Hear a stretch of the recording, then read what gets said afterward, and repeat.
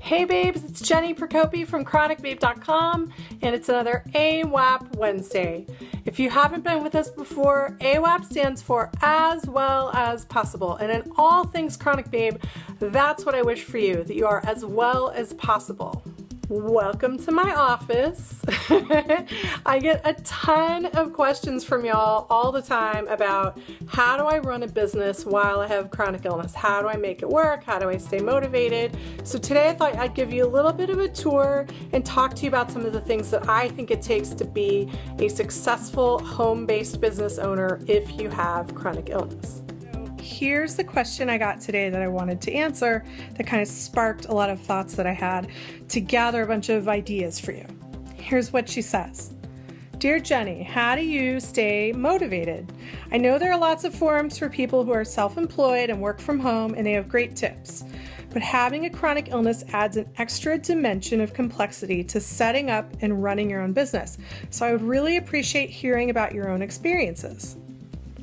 This is a great question, and it must be on your minds because I get it all the time. So welcome to my home office.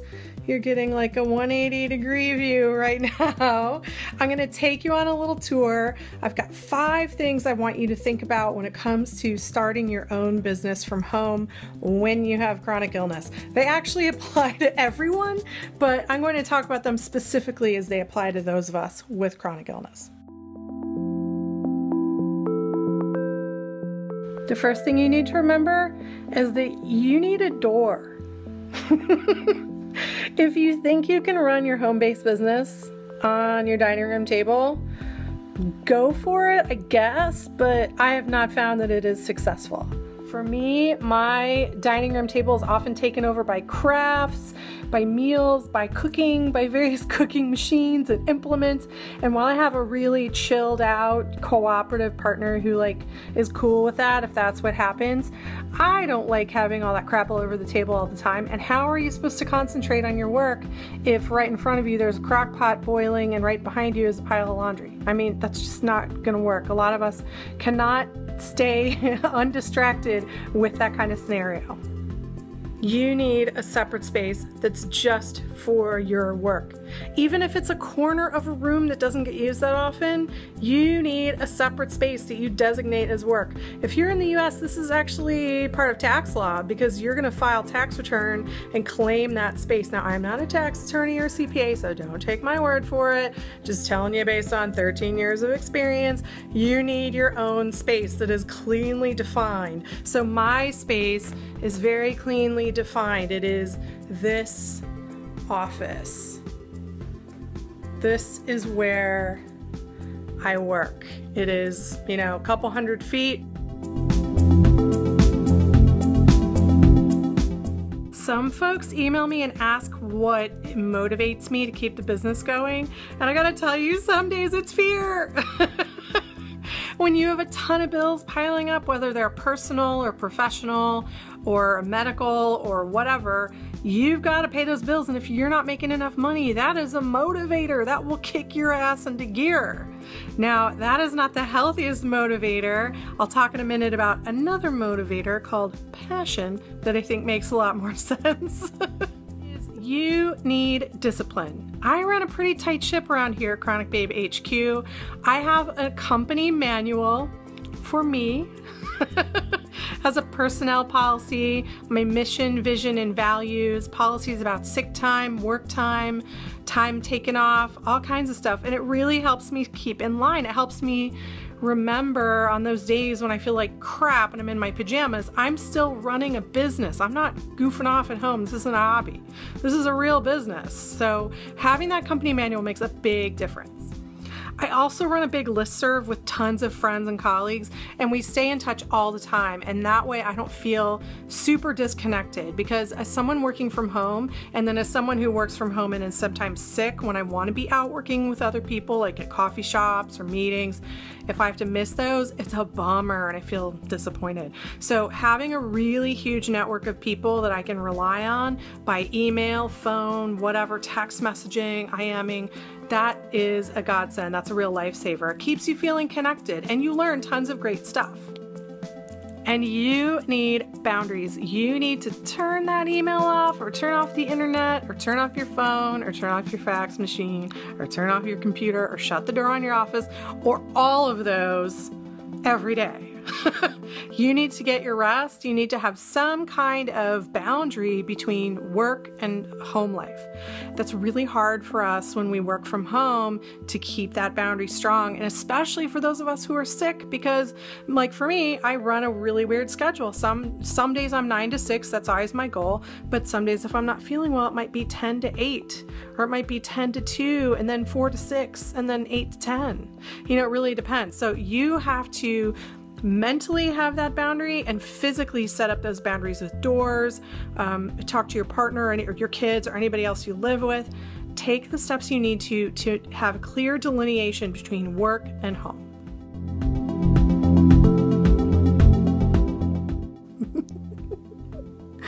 You need creativity. Here I am in my bed. Yay!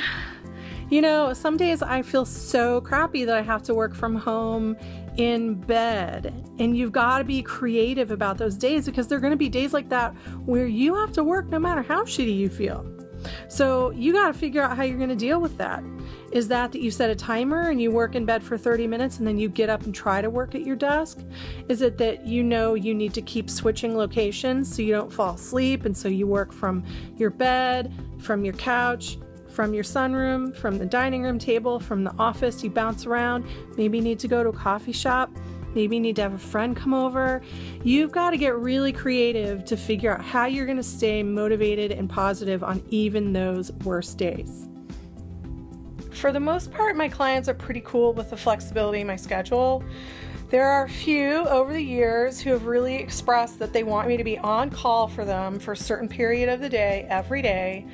And those are clients where either one of two things happens. Either one, I explain to them that that's not going to happen and they're just going to have to work around it, and we figure out ways to work around it. Or two, I gently fire them and refer them to someone who I think can take better care of them, who can follow that more rigid schedule. So running your home-based business when you're sick means understanding your limitations and either training your clients to get with that, or finding clients that can get with it that you don't have to train. It also takes creativity in running a business to realize and work around the things that you just absolutely can't do. I mean, there are things that I can't do, so I have to outsource them. I don't have the energy to clean my house all the time and work, so some of the money I make working goes to hiring a cleaning person. You may have other things like administrative tasks that you outsource to other people. Maybe you have an intern. You've got to get creative, you've got to get real and authentic and know what you can and can't do, and then get creative with finding ways to outsource those tasks to other people. It's also true that a lot of people think that when you start a home-based business, you just go home and work. It's like no big deal, right? No, not so much. As a writer, a lot of people told me all you need is a computer and a phone line to call clients. And that was baloney. I needed a big old filing cabinet for my clips, a fax machine, a printer, tons of office supplies, internet, email services, a website, a graphic designer to create business cards and stationery. I mean, I needed a ton of stuff. All the office furniture. Oh my gosh, that was such an investment. So do your homework. Don't just listen to your cousin or whatever who says, oh yeah, it's easy, just go home. It's like no big deal. No, do your homework, read up. Like I read a book called The Well-Fed Writer, which was all about starting a home-based business as a writer. Do your homework. There's tons of free resources online now that you can do your research with, which is essential. The last thing I want to talk to you about is passion.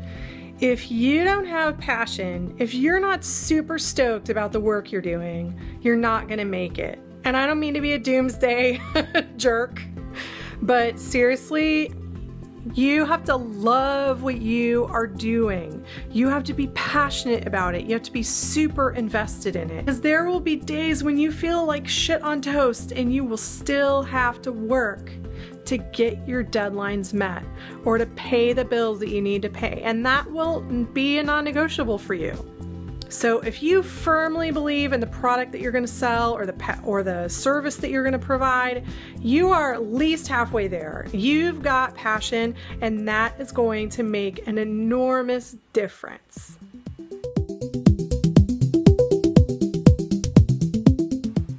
Okay.